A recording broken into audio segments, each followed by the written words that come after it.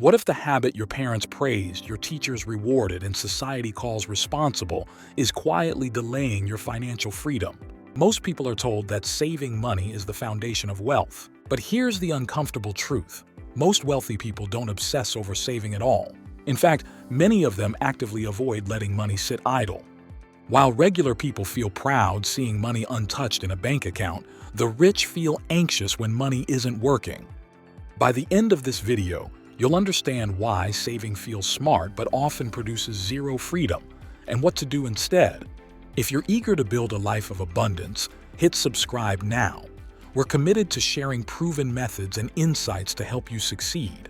Piling cash in a savings account feels productive, but over time it quietly freezes your future instead of funding it. And that illusion of safety is exactly why so many hardworking people stay financially stuck. Money sitting idle doesn't grow. It slowly leaks value through inflation while you feel falsely disciplined for being responsible. That's the trap. You skip equity growth, dividend income, and compound appreciation, then wonder why years of effort didn't translate into freedom. The psychology of money reminds us that getting money is one thing, keeping money is another, but growing money is a different skill entirely. Saving is like parking your car with the engine on. Investing is actually driving toward freedom. The thought to sit with is simple. Cash protects today, but assets buy tomorrow. And the rich understand that protection without growth is just slow motion loss. High earners don't let cash sleep. They channel it with intent. Some toward equity exposure, some toward dividend-paying assets, some toward risk-managed growth vehicles, and some toward protection. When people ignore allocation, they default to hoarding. And that mistake quietly delays financial freedom, increases anxiety, and forces them to work longer than planned. Rich Dad, Poor Dad said it bluntly. It's not how much money you make, it's how much money you keep, and how hard it works for you. One person keeps piling money into one bucket because it feels safe, then gets crushed by opportunity cost. Another spreads capital across index funds, growth stocks, and cash flow assets, and watches compound growth do what effort alone never could. Think of a couple earning six figures who never cross the allocation line and stay dependent on salaries, versus a similar couple that automates monthly allocations into diversified portfolios and gradually replaces earned income with passive income. Build a simple framework, rebalance yearly, use dollar-cost averaging, and stop asking how much did I save, and start asking where is my money positioned.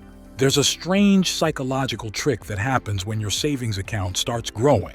You feel calmer, less anxious, more responsible. And that feeling is dangerous, because comfort has a hidden side effect. It slows urgency. When people see money sitting safely in the bank, they subconsciously delay growth decisions. They postpone learning new skills, avoid uncomfortable opportunities, and tell themselves, I'll take action later. Right now, I'm okay. Saving doesn't just store money. It often stores procrastination. Humans are most creative and resourceful before they feel secure, not after. Saving too much too early can anesthetize ambition. And here's the question that should make you pause. Has your savings ever pushed you forward, or has it quietly given you permission to slow down? Because in the next point, you'll see why the rich deliberately design their money to keep them mentally sharp. Most people track money the way they track weight, by looking at a number and feeling good or bad about it. The rich don't. They measure money by motion. Not how much is sitting still, but how much is moving, multiplying, and returning. A savings balance is a photograph. Wealth is a video. One shows a moment, the other shows momentum. The common mistake is believing a large balance equals stability. But stability doesn't come from stored cash. It comes from repeatable inflows. Someone with $80,000 saved but no incoming cash is fragile. Someone with far less saved but steady inflow is resilient. The wealthy optimize for systems that refill accounts automatically, not accounts that slowly drain. Ask yourself this honestly. If your income stopped tomorrow, would your money keep showing up, or would it only start disappearing? That answer reveals whether you've built security or just delayed vulnerability. And this leads directly to a quiet enemy most savers underestimate. Inflation doesn't announce itself. It doesn't crash your account overnight. It erodes silently. If prices rise just 3% a year, money loses roughly half its purchasing power over a couple of decades. That means money you worked hard to save is buying less of your future, year after year, without asking permission. Most people celebrate saving milestones without realizing they're running on a treadmill that's slowly speeding up. The wealthy don't panic about inflation because they don't fight it with willpower. They position against it structurally. They understand that doing nothing is still a decision, and often the most expensive one. The mistake people make is thinking savings protect wealth, when in reality, savings often preserve numbers but shrink value. Here's the uncomfortable question. Is your money growing faster than the cost of living, or just aging quietly? People are taught to clap for self-control, yet nobody warns them that discipline without smart leverage creates a ceiling. You work, you restrain spending, you stack cash, and years later the lifestyle looks the same, just with more fatigue. The Millionaire Fastlane nails this when it says, "Wealth is not about hard work, it's about leverage." Human effort is limited, but capital paired with systems isn't. One person saves from salary alone and feels proud but trapped, while another uses borrowed time, market access, and scalable investments to create exponential upside. Think of a professional who avoids all leverage and stays tied to monthly paychecks, compared to someone who responsibly uses stock market exposure, long-term equity positions, and reinvested cash flows to let compounding do the heavy lifting. Or a family that saves every bonus versus one that channels surplus into diversified funds and income-producing assets that quietly grow even while they sleep. A mid-level manager who stopped trying to be the most disciplined saver in the room and instead learned controlled leverage through long-term investing, using time, automation, and market participation, and crossed financial independence years before peers with similar incomes. The move wasn't reckless debt or flashy bets. It was structured exposure, patience, and scale. Start small, keep risk measured, let money partner with time, and stop expecting willpower alone to change outcomes. Discipline is a seatbelt. It keeps you safe. But leverage is the engine that actually gets you somewhere. Here's the line nobody draws clearly.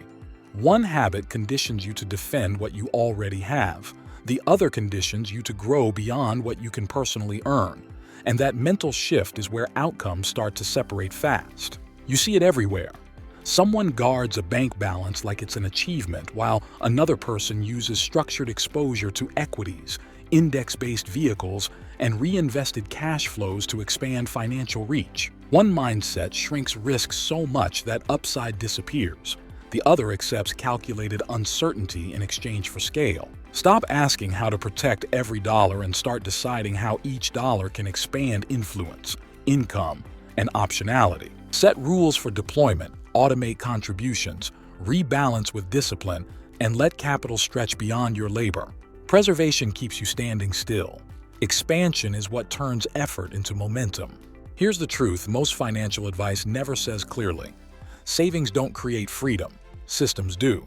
Savings can delay stress, but they cannot eliminate dependence. The rich don't reject saving. They simply refuse to make it the strategy. For them, saving is a temporary parking spot, not a destination. They think in terms of conversion. How does this dollar turn into something that grows without me babysitting it? That single question separates those who feel financially responsible from those who become financially independent. And once you adopt that lens, money stops being something you guard and starts becoming something you deploy. Saving money makes you feel like an adult. Building money makes you powerful. The rich don't save the way most people do because they're not trying to feel secure. They're trying to become independent. When you stop measuring success by what you've stored and start measuring it by what you've built, your entire financial identity shifts. You move from defense to offense, from fear to leverage, from waiting to compounding. And that's why the rich don't save money the way you were taught to. I'm grateful for the chance to share these insights with you. If this video made a difference, like it, share it with your loved ones, and subscribe for more powerful tips. If you're curious about how to think like a millionaire, even when you're broke, that's exactly what I cover in the next video. See you there.